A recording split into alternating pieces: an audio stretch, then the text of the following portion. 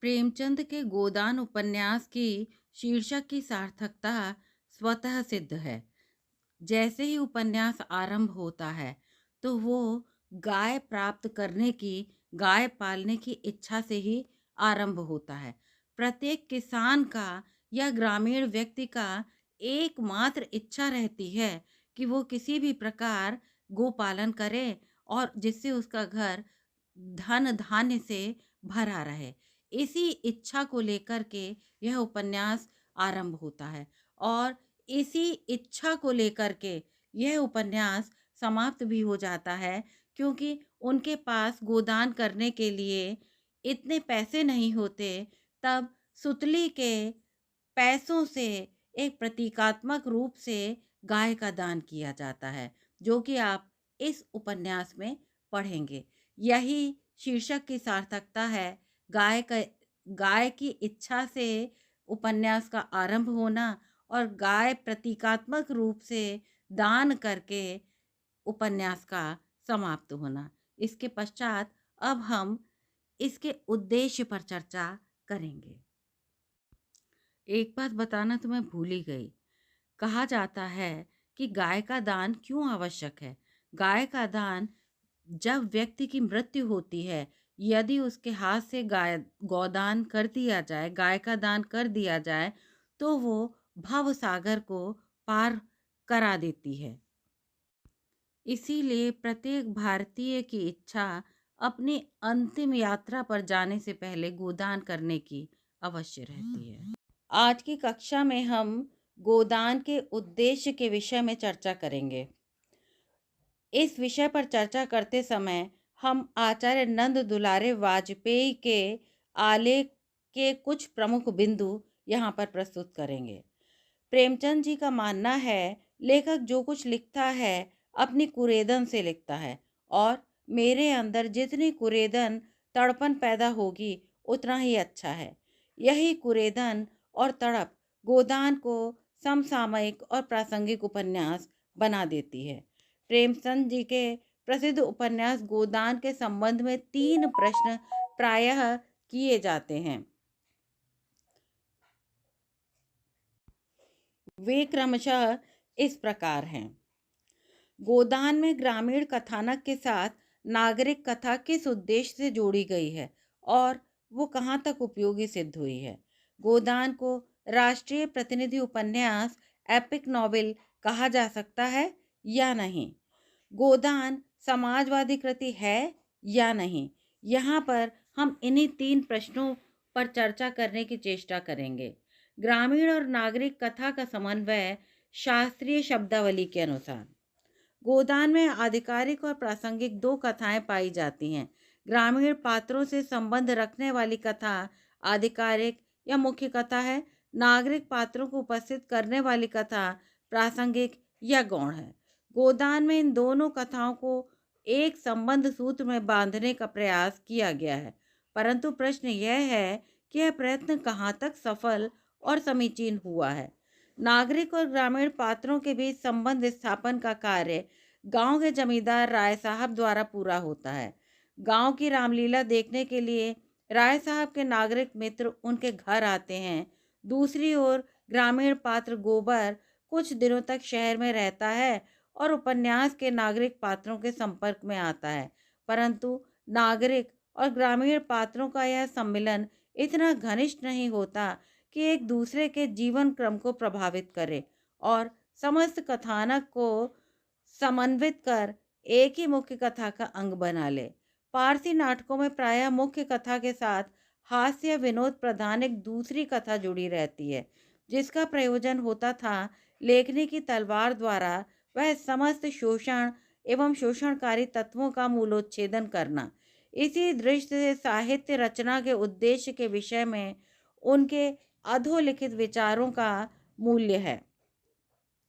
साहित्य हमारे जीवन को स्वाभाविक और स्वाधीन बनाता है।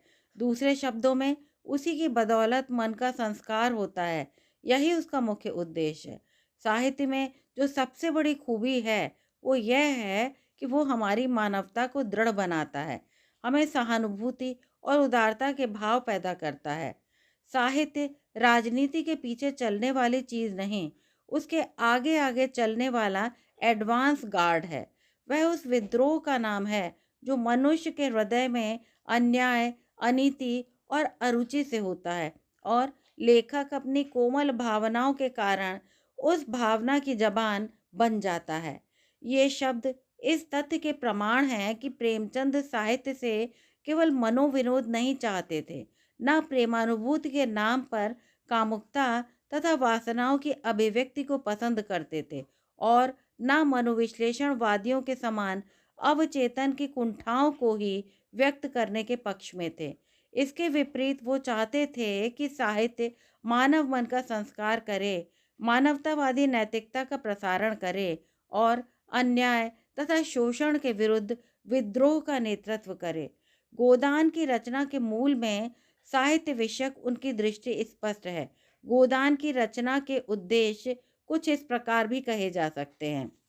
नंबर 1, पूर्ववर्ती वैचारिक भूलों का परिष्कार। नंबर 2, सामाजिक यथार्थ का चित्रण। नंबर 3, भारत के सुषुप्त समाज का अनुबोधन। नंबर 4, वर्ग संघर्ष की भूमिका की अधिक व्यापकता के साथ प्रस्तुति। और नंबर 5, उदात्त मानवीय मूल्यों की स्थापना। इन सभी का वर्णन गोदान के लेखन का प्रमुख उद्देश्य रहा है। गोदान की रचना का सर्वप्रथम उद्देश्य है लेखक द्वारा स्वयं अपनी पूर्ववर्ती सैद्धांतिक भूलों का परिष्कार। ये सबसे इम्पोर्टेंट है। प्रेमचंद ने अपनी प्रारंभिक रचनाओं में सामाजिक समस्याओं का अंकन किया था और उनके काल्पनिक समाधान भी प्रस्तुत किए थे, किंतु कालांतर में उनको विश्वास हो गया कि उनके द्वारा प्रस्तुत समाधान निरर्थक, अव्यवहारिक और समस्या पूर्ति की संभावना से परे हैं। यथा भारत की वैश्य समस्या का समाधान सेवा सदनों की स्थापना से नहीं हो सकता।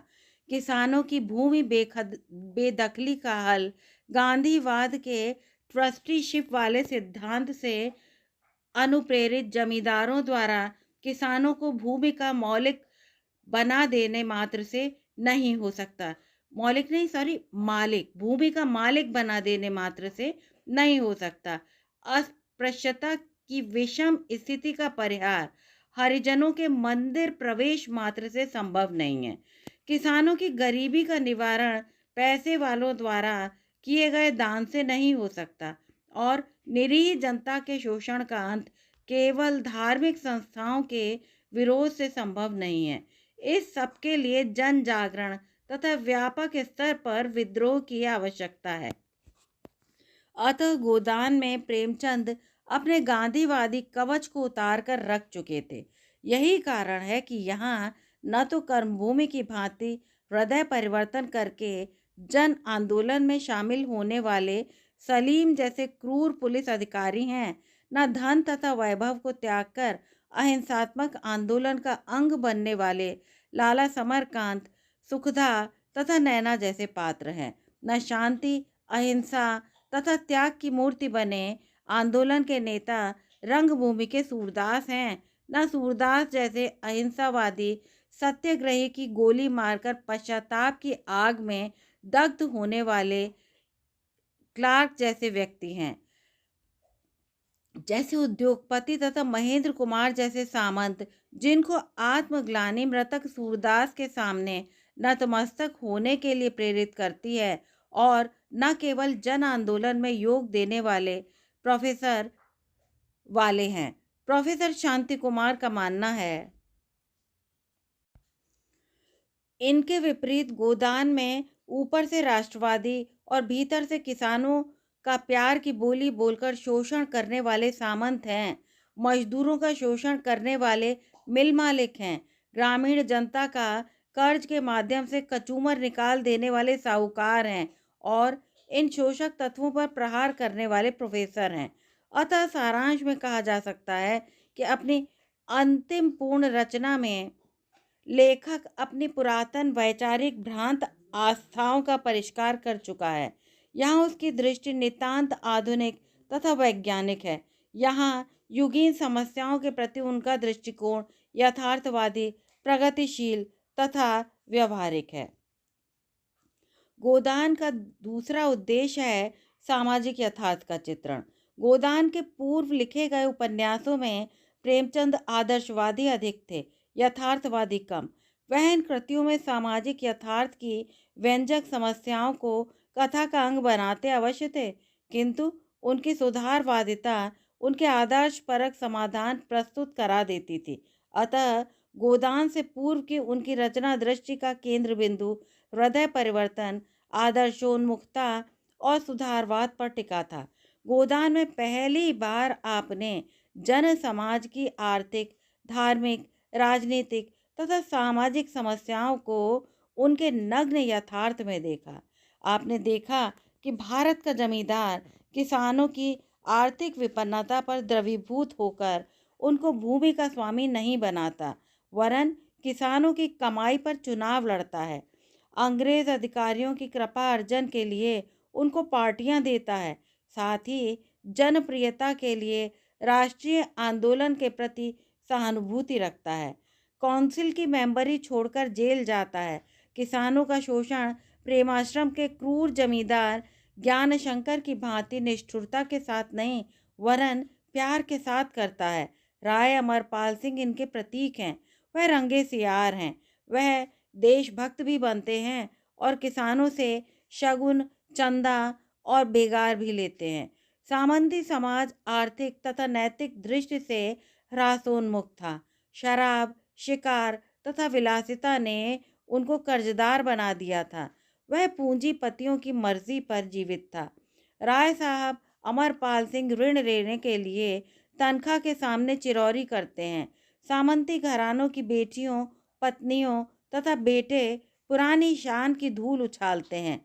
राय अमरपाल सिंह का पुत्र रुद्रपाल पिता की इच्छा के विपरीत तथा उनके विरोध के बावजूद मालती की बहन सरोज से विवाह करता है। राजा सूर्य प्रताप सिंह की पुत्री के प्रस्ताव को अस्वीकार करता है। राय साहब की बेटी मीनाक्षी अपने सामंत पति दिग्विजय सिंह को हंटरों से पीटती है और इस राय साहब के सुखद जीवन का स्वप्न धराशायी हो जाता है। गोदान सामंती समाज की इस पतनोन्मुख संस्कृति का यथार्थ चित्र प्रस्तुत करता है। सामंती समाज के यथार्थ के अतिरिक्त गोदान किसान जीवन के अभाव, अभियोग मूलक यथार्थ को भी अंकित करता है। होरी, हीरा, शोभा आदि कई किसानों का यथार्थ यहाँ अंकित है। पहले उपन्यासों में किसान संगठित होकर जमींदार तथा शासन से लड़ता है, किंतु गोदान का किसान एकाकी है। देश के अकेले पड़ते किसान के जीवन की त्रासद गाथा, त्रासद यथार्थ यहाँ अंकित है। होरी की सहायता न गांव के लोग करते हैं, न कोई संगठन, न उसकी अपनी संतान। उसके खेत बेदखल हो जाते हैं, बैल बिक जाते हैं। वह मजदूरी करने पर विवश होता है और एक दिन थकान और निराशा में प्राणों का त्याग कर देता है।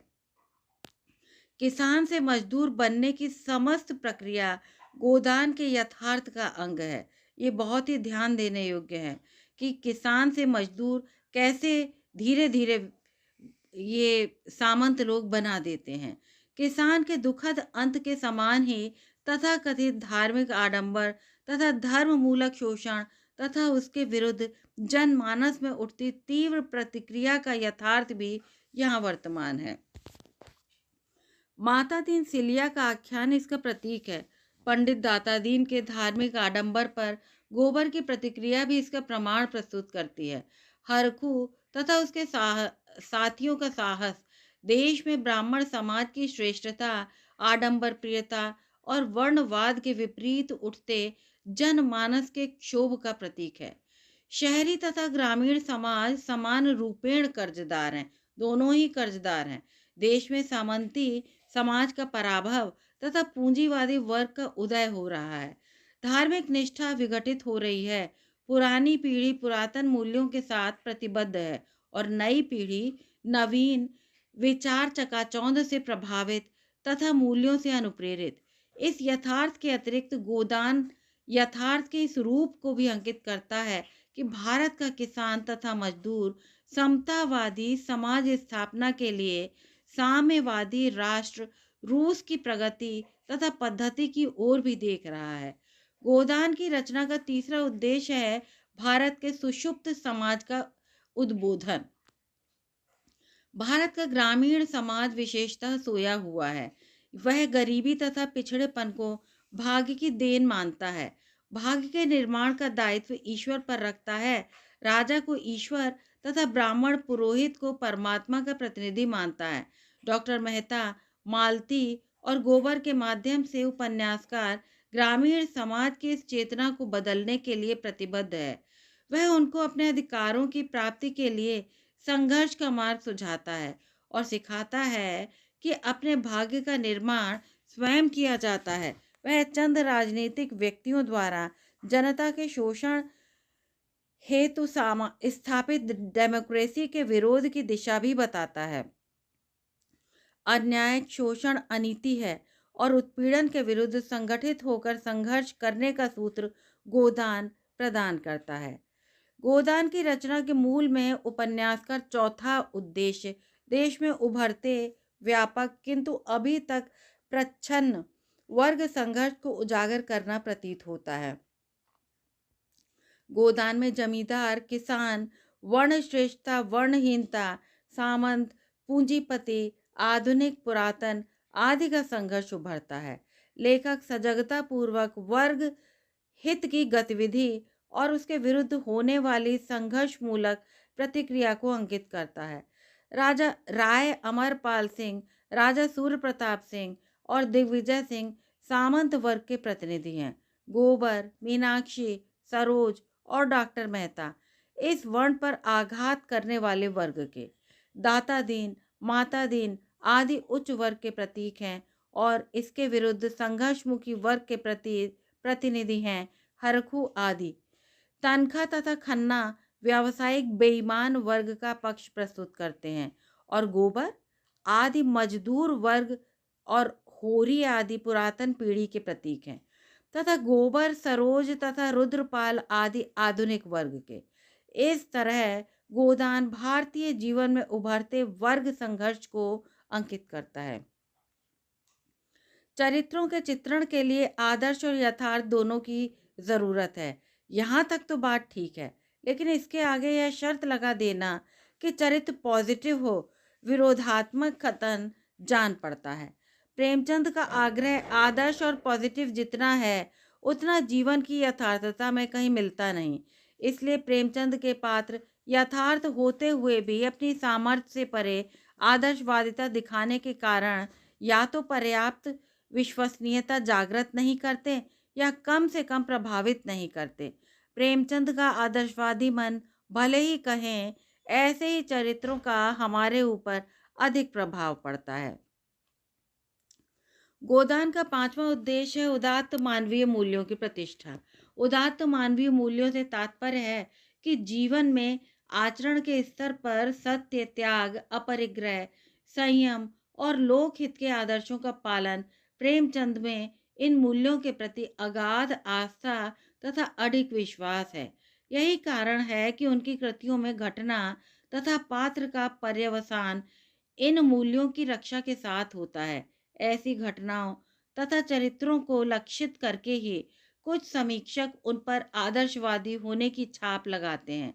गोदान पूर्ववर्ती रचनाओं में स्वार्थ संकीर्णताओं में आकंठ डूबे पात्र भी अंत में आदर्शों के प्रति निष्ठावान बन जाते हैं। सेवा सदन का गजाधर साधु हो जाता है। कर्मभूमि की सुखदा अहिंसात्मक आंदोलन की सूत्रधार बन जाती है। प्रेमाश्रम की गायत्री कृष्ण लीला में लीन हो जाती है। डॉक्टर प्रियनाथ बयान बदलकर किसानों का रक्षक हो जाता है। बैरिस्टर इरफान अली बिना मेहनताना लिए किसानों की वकालत करता है। डिप्टी ज्वाला सिंह ज्ञान शंकर की दोस्ती तथा पत्नी विद्या के आग्रह को लात मारकर न्याय की रक्षा करता है और भोला शराबी तथा जुआरी से एकदम भला आदमी बन जाता है। आदर्शों के प्रति यह निष्ठा गोदान की वस्तु तथा चरित्र योजना में वर्तमान है। पति द्वारा पीड़ित गोविंदी भारतीय नारी के आदर्शों के प्रति निष्ठावान है। सिलिया चमारन उपेक्षा एवं प्रताड़ना की शिकार होकर भी माता दीन के साथ प्रतिश्रुत है। अनेक दुर्बलताओं का प्रतीक होरी भी इनके प्रति आस्था रखता है। मालती भौतिक आकर्षणों से अलगावित होकर पावन प्रेम और लोकहित के आदर्शों में जीवन की सार्थकता का संधान पाती है। और डॉक्टर मेहता तो आदर्शों की साक्षात प्रतिमा है। प्रेमचंद का मानवतावादी स्वर इस रचना में नितांत मुखर है। गोदान के पात्रों की आदर्शवादी परिणति आकस्मिक नहीं, वरन समय एवं परिस्थिति का परिणाम है, अतः स्वाभाविक एवं सार्थक है। प्रेमचंद यह मानकर चलते हैं कि साहित्य, समाज और राजनीति ये चीजें माला जैसी ही हैं। जिस भाषा का साहित्य अच्छा होगा उसका समाज भी अच्छा होगा। समाज के अच्छा होने पर मजबूरन राजनीति भी अच्छी होगी। ये तीनों साथ साथ चलने वाली चीजें हैं। इन तीनों का उद्देश्य ही जो एक है। साहित्य इन तीनों की उत्पत्ति के लिए एक बीज का काम देता है, ऐसा प्रेमचंद का मानना है। साहित्य के उद्देश्य और साहित्यकार के कर्तव्य को बताते हुए प्रेमचंद कहते हैं, साहित्य के उद्देश्य और साहित्यकार के कर्तव्यों को बताते हुए प्रेमचंद जी कहते हैं, मनुष्य स्वभाव से देवतुल्य है। जमाने के छल प्रपंच या परिस्थितियों के वशीभूत होकर वो अपना देवत्व खो बैठता है। साहित्य इसी देवत्व को अपने स्थान पर प्रतिष्ठित करने की चेष्टा करता है। उपदेशों से नहीं, नसीहतों से भी नहीं, भावों को स्पंदित करके, मन के कोमल तारों पर चोट लगाकर, प्रकृति से सामंजस्य उत्पन्न करके। प्रेमचंद का मानना है, इसलिए साहित्यकार को आदर्शवादी होना चाहिए। उसे मानव चरित्र की कालिमाएं नहीं, उज्ज्वलताएं दिखाना चाहिए। इंजीनियर तो निर्माण करता है, मकान गिराने वाला इंजीनियर नहीं कहलाता। गोदान को आलोचक आदर्शोन्मुख यथार्थवाद का सुंदर उदाहरण कहते हैं। प्रेमचंद व्यक्तिवादी नहीं, समाजवादी हैं। इसलिए उनका दृष्टिकोण एकांतिक नहीं है, समाज सापेक्ष है। इसलिए प्रेमचंद साहित्य की व्याख्या युग और उसकी समस्याओं के प्रसंग में करते हैं। वे व्यक्ति वैचित्र को लेकर रचे गए साहित्य को आज की अपने युग की परिस्थितियों के साथ संगत नहीं पाते। उपन्यास समीक्षा के शास्त्रीय सिद्धांतों की कसौटी के आधार पर गोदान यद्यपि श्रेष्ठतम रचना नहीं है, जैसा कि कुछ सौष्ठववादी समीक्षक मानते हैं, किंतु इस बात से असहमत नहीं हुआ जा सकता कि गोदान 20वीं शताब्दी की अन्यतम कृति है। वह एक युग प्रवर्तक रचना है। उसमें हिंदी उपन्यास रचना का मार्ग प्रशस्त किया है और वैचारिक तथा रचना स्तर पर लेखकों का मार्गदर्शन। उसने जिस व्यापक स्तर पर सामाजिक यथार्थ को अंकित किया है, उस स्तर पर आज तक कोई एक रचना नहीं कर सकी है। अतः गोदान को इस युग की अन्यतम ऐतिहासिक कृति कहना असंगत नहीं होगा। प्रेमचंद कहते हैं, उपन्यास का विषय विस्तार ही उपन्यासकार को बेड़ियों में जकड़ देता है। जहाँ चलने के लिए निर्बाध स्वच्छंद भूमि का प्रसार है, वहीं भटक जाने का डर है। वहीं आशंका रहती है कि गंतव्य बिसर न जाए और कलाकार राह के आकर्षण विकर्षणों में उलझ न जाए। यद्यपि अपनी कहानियों में प्रेमचंद अनावश्यक के मोह में नहीं कहीं नहीं पड़े हैं। अपने उपन्यासों में वे अपने आप पर आत्मनियंत्रण कहीं कहीं नहीं भी रख पाए हैं। इसके लिए उपन्यास को प्रयत्न अवश्य करना चाहिए कि उसके विचार परोक्ष रूप से व्यक्त हों। उपन्यास की स्वाभाविकता में उस विचार के समावेश से कोई विघ्न न पड़ने पाए, नहीं तो उपन्यास नीरस हो जाएगा। यद्यपि प्रेमचंद ने उपन्यास की परिभाषा देते हुए उसे मानव चरित्र का चित्र माना है, लेकिन जान पड़ता है कि उपन्यासों के रचयिता और आलोचक होने के नाते वे इस परिभाषा से सहमत हैं कि उपन्यास उपन्यासकार के आसपास के जीवन का प्रतिफलन है और यह प्रतिफलन उपन्यासकार मानव चरित्रों के चित्रण द्वारा साधता है। स्वयं प्रेमचंद के उपन्यास साक्षी हैं कि उनकी रचना केवल चरित्र चित्रण के उद्देश्यों से नहीं हुई है। उपन्यासकार ने अपने चारों ओर के जीवन को ही किसी न किसी रूप में अपने उपन्यासों में प्रस्तुत किया है। प्रेमचंद उपन्यास में वार्तालाप अधिक चाहते हैं, लेखक की कलम से लिखा गया कम। आगे वे कहते हैं, वार्तालाप केवल रस्मी नहीं होना चाहिए। प्रत्येक वाक्य को जो किसी चरित्र के मुख से निकले, उसके मनोभावों और चरित्र पर कुछ न कुछ प्रकाश डालना चाहिए। बातचीत का स्वाभाविक, परिस्थितियों के अनुकूल, सरल और सूक्ष्म होना जरूरी है। हमारे उपन्यासों में अक्सर बातचीत भी उसी शैली में कराई जाती है, मानो लेखक खुद ही लिख रहा हो। यहाँ प्रेमचंद को भी नाटक की तरह ऑब्जेक्टिव देखना चाहते हैं, ऐसा जिसमें कलाकार नेपथ्य में रहकर प्रॉम्प्ट भले करता रहे, चाहे तो किसी पात्र के रूप में सामने आ जाए, लेकिन अलग खड़े होकर व्याख्याकार की हैसियत में आ जाए, यह उन्हें गवारा नहीं है। और वे जो कहते हैं कि उपन्यास कथा और नाटक के बीच की वस्तु है, वह शायद इसी प्रसंग में। कथा कहने में कथाकार सामने रहता है, नाटक में कथाकार नेपथ्य में चला जाता है, उपन्यास में उसकी स्थिति कहीं बीच की होती है। कुछ वह खुद कहता है, लेकिन बहुत उसके पात्र कह लेते हैं। उपन्यास के आदर्श के संबंध में प्रेमचंद ने लिखा है, जिस उपन्यास को समाप्त करने के बाद पाठक अपने अंदर उत्कर्ष का अनुभव करे, उसके सद्भाव जाग उठे, वही सफल उपन्यास है। और ऐसे उपन्यास की रचना भी सभी उपन्यासकार नहीं कर सकते। जिसके भाव गहरे हैं, प्रखर हैं, जो जीवन में बट्टू बनकर नहीं बल्कि सवार बनकर चलता है, जो उद्योग करता है और विफल होता है, उठने की कोशिश करता है और गिरता है, और जो वास्तविक जीवन की गहराइयों में डूबा है, जिसने जिंदगी के ऊंच नीच देखे हैं, संपत्ति और विपत्ति का सामना किया है, जिसकी जिंदगी मखमली गद्दों पर ही नहीं गुजरी, वही लेखक ऐसे उपन्यास रच सकता है जिसमें प्रकाश, जीवन और आनंद प्रदान की सामर्थ्य होगी। निश्चित रूप से गोदान एक इसी प्रकार का उपन्यास में है, जिसमें हम सब इन्हीं विशेषताओं को देखते हैं और प्रमुख उद्देश्यों को भी हम यहाँ पर देख पाते हैं। गोदान में इसीलिए गोदान जन जन का प्रतिनिधि उपन्यास माना गया है। धन्यवाद। प्रोफेसर शर्मिला सक्सेना।